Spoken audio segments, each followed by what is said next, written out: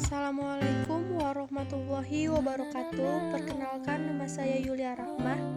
Saya dari Prodi Perbankan Syariah kelas B semester 3. Di sini saya ingin memenuhi salah satu tugas ujian akhir semester ganjil mata kuliah Hukum Perdata Islam di Indonesia, yang mana yang diampu oleh Bapak Ciprita Rantang.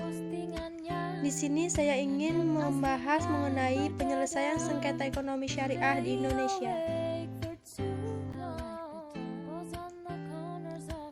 Pada tahun 2018, tepatnya pada akhir bulan Agustus, nasabah perbankan syariah di Indonesia berjumlah 23,18 juta, dan jumlah tersebut mengalami kenaikan dibandingkan dengan tahun sebelumnya.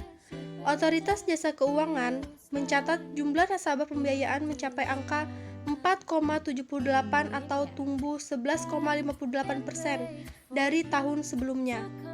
Perkembangan perbankan syariah di Indonesia tersebut masih terpaut jauh dengan negara lain, bahkan dengan Malaysia yang sesama dari Asia Tenggara. Malaysia berada di peringkat 3 negara yang menguasai keuangan syariah global, bersama dengan negara Qatar dan Turki. Hal tersebut tidak menutup kemungkinan untuk Indonesia masuk di dalamnya, mengingat sekarang semakin banyaknya perbankan syariah. Kemudian, keuangan syariah atau ekonomi syariah bukan hanya sebatas pada perbankan saja. Berdasarkan pasal 49 Undang-Undang Nomor 50 Tahun 2009 tentang perubahan kedua Undang-Undang Nomor 7 Tahun 1989 tentang peradilan agama, ekonomi syariah yang dimaksud meliputi bank syariah, lembaga keuangan syariah, asuransi syariah, reksadana syariah, obligasi syariah, dan surat berharga berjangka menengah syariah, sekuritas syariah, pembiayaan syariah, pegadaian syariah, dana pensiun lembaga keuangan syariah, bisnis syariah, dan termasuk transaksi ekonomi syariah lainnya yang dilaksanakan menurut prinsip syariah. Sengketa ekonomi syariah dapat diselesaikan dengan jalur hukum atau pengadilan, atau jalur non-hukum arbitrase. Perkara ekonomi syariah yang mempunyai kewenangan bukan lagi peradilan umum melainkan pengadilan agama. Dalam gugatan perkara ekonomi syariah tersebut terdapat dua mekanisme gugatan, yaitu gugatan sederhana dan gugatan secara biasa. Penanganan perkara dengan gugatan sederhana mengacu pada Peraturan Mahkamah Agung Nomor 4 Tahun 2019 tentang perubahan atas Peraturan Mahkamah Agung Nomor 2 Tahun 2015 tentang tata cara penyelesaian gugatan sederhana. Tolak ukur gugatan sederhana adalah nilai gugatannya tidak lebih dari 500 juta rupiah.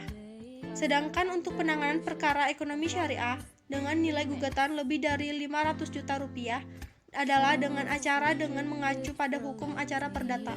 Pada penanganan perkara ekonomi syariah, perbedaan pada hakim yang menangani harus sudah lulus dalam sertifikasi hakim ekonomi syariah sesuai ketentuan Peraturan Mahkamah Agung Nomor 5 Tahun 2016 tentang sertifikasi hakim ekonomi syariah.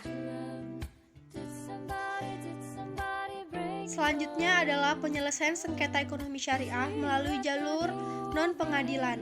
Dalam hukum Islam dikenal sebagai istilah tahkim atau tahkam, yaitu pengangkatan seorang atau lebih sebagai wasit atau juru damai dua orang lebih yang bersengketa. Tahkim atau tahkam Indonesia, Badan Penyelesaian Sengketa Ekonomi Syariah disebut dengan Badan Arbitrase Nasional Syariah atau Basyarnas, yang semula adalah bernama Badan Arbitrase Muamalat Indonesia atau BAMUI.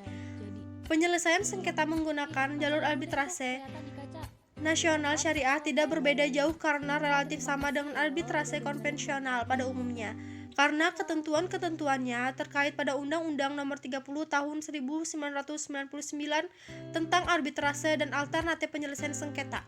Arbiter tidak boleh menguntungkan atau merugikan salah satu pihak karena harus berimbang guna untuk menegakkan keadilan yang hakiki sesuai dengan ajaran Al-Quran dan Sunnah Rasul. Kemudian, perkembangan ekonomi syariah cukup tepat dan cakupannya semakin luas karena tidak terbatas hanya perbankan syariah saja. Unit usaha syariah telah merambah ke berbagai aspek lainnya yang prinsip-prinsipnya sesuai dengan syariah, dan ke depan akan semakin banyak sengketa ekonomi syariah sehingga negara perlu melakukan upaya antisipasi untuk menghadapinya.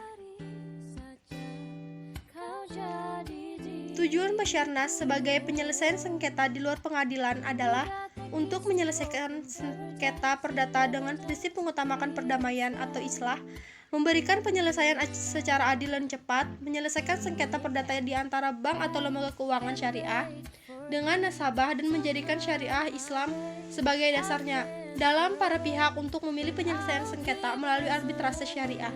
Hal tersebut tidak menjamin bahwa penyelesaian sengketa melalui arbitrase tidak memiliki konsekuensi sebagaimana yang diatur pada Undang-Undang Nomor 30 Tahun 1999 tentang arbitrase dan alternatif penyelesaian sengketa. Kelebihan dan kekurangan dari arbitrase syariah sama dengan arbitrase pada umumnya. Kelebihannya, prosedur mudah, biaya murah, para pihak dapat memilih sendiri para arbiter, keputusan bersifat final dan mengikat. Kemudian kekurangannya hanya baik untuk perusahaan bonafide, kurang untuk menghadirkan barang bukti dan saksi, kualitas putusan sangat tergantung kepada kualitas arbiter.